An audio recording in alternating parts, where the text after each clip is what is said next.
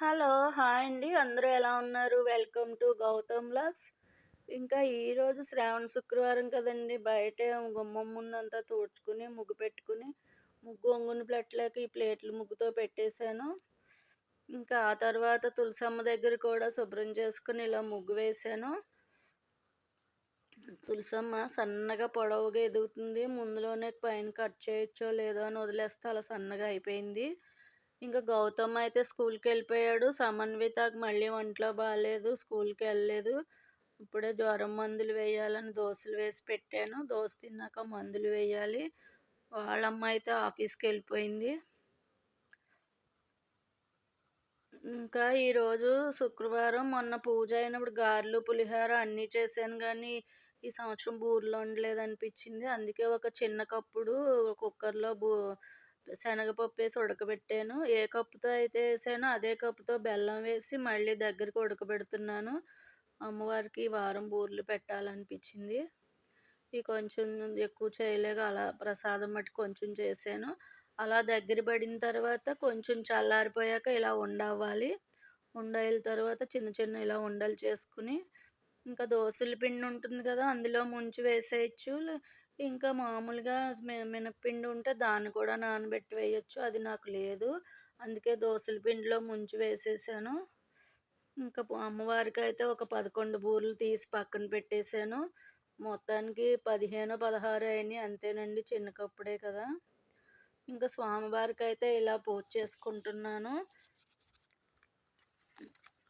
లక్ష్మీ క్షీర సముద్ర రాజతనయం శ్రీరంగదామేశ్వరం దాసీభూత సమస్త దేవత వనితాం దేవ వనితాం లోకైక దీపాంకురం శ్రీమన్మద్దకటాక్ష లబ్ధ వివ బ్రహ్మేంద్ర గంగాధరం త్రతలోక్యైన కుటుంబీనం సరసిజం వందే ముకుంద ప్రియం మాతర్నమామి కమలే కమలేతాక్షి విష్ణుమత్కలవాసిని విశ్వమాతా క్షీరోదజే కమల కోమల గర్భ గౌరీ లక్ష్మీ ప్రసీద సమతం శరణ్యే ఇంటూ పూజ అయిన తర్వాత ఇలా హారతి ఇచ్చుకుని స్వామివారికి ఇచ్చి నేను కూడా కళ్ళద్దుకున్నాను.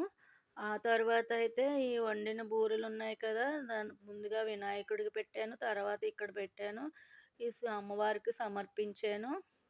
మహాలక్ష్మి ఓం ప్రాణాయస్వ ప్రాణాయస్వ ప్రాణాయస్వ అని 3 సార్లు అనుకుని నైవేద్యం పెట్టేశాను. ఆ తర్వాత అయితే ఇంకా నీరాజనం కర్పూరం వేయక మనసారా దండం పెట్టుకుని ఇంకా పూజ అయితే ఇలా ముగించేసుకున్నాను. సింపుల్గానే చేసుకున్నాను. మొన్నటి వారం మా కోడలు బాగానే చేసుకుంది అమ్మవారిని పెట్టి. ఇంకా ఈ బూరెలు అయితే మొన్న కలిసి పెట్టిన కాయ కూర వండకూడదు, పచ్చడి చేయకూడదు అంటున్నారని వట్టినే ఎవరో తినట్లేదని కొంచెం బెల్లం వేసి దాన్ని ఉండలు చేసి లస్కూర కింద ఆ కొబ్బరి బూరెలు వేసానండి. అవి 10 బూరెలు వచ్చినాయి. ఇంకా తులసి అమ్మవారికి కూడా 2 బూరెలు పెట్టి దండం పెట్టుకున్నాను. ఇంకా రైస్ అయితే కుక్కర్ పెట్టేశాను. అందులోనే కొంచెం రైస్ పిల్లలకి టమాటా రైస్ కావాలంటున్నారని చేద్దామని ఇంకా కళాయి పెట్టుకుని దాంట్లో ఉల్లిపాయ పచ్చిమిరకాయ ఇంకా జీలకర్ర అల్లం వెల్లుల్లి పేస్ట్ వేసి బాగా మగ్గిన తర్వాత ఈ 2 టమోటాలు మిక్సీ వేసాను, అది కూడా వేసి కొంచెం అల్లం వెల్లుల్లి పేస్ట్ వేసి ఉప్పు పసుపు వేసి కొంచెం మసాలా పొడి వేసి రైస్ వేస్తే ఇలా టమాటా రైస్ అయిపోతుంది. ఇదేనండి టమాటా రైసు.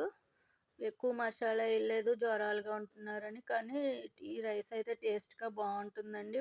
టమాటాలు పులుపుతోటి మసాలా ఉండి అన్నీ ఉండి బాగుంటుంది. ఇంక ఈ మిగిలిన రైస్కి పెరుగు వంకాయ కూర వండుదాం అనుకుంటున్నాను. పెరుగు అయితే తోడుకుపోయింది, వంకాయ కూరతో తినొచ్చు పెరుగుతోటి అని ఇంకా వంకాయ ముక్కలను అయితే కోసుకుంటున్నాను. ఉప్పు నీళ్ళలో కడిగి నానబెట్టుకున్నాను నల్లగా అవ్వకుండా.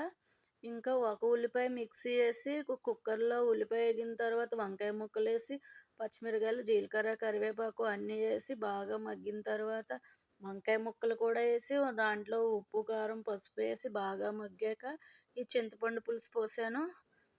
చింతపండు పులుసు పోసిన తర్వాత ఒక 3 విజిల్స్ వస్తే సరిపోతుంది. కొంచెం బెల్లం ఇష్టమైన వాళ్ళు వేసుకోవచ్చు, నేనైతే ఎప్పుడు బెల్లం వేస్తాను కదా. అక్కడ పులుసు అయితే ఇలా అయిందండి. ఈ వంకాయ పులుసు అయితే చాలా టేస్ట్ ఉంటుంది, ఇంట్లో అందరూ తింటారు, భలే ఇష్టం అండి. ఒక సమన్వి తప్ప మిగిలిన వాళ్ళు అందరూ తింటాము. ఇంకా వంకాయ ఇగురు కంటే మేము ఇలా లిక్విడ్గా ఈ పులుసులాగా అయితేనే ఇష్టపడి తింటాము.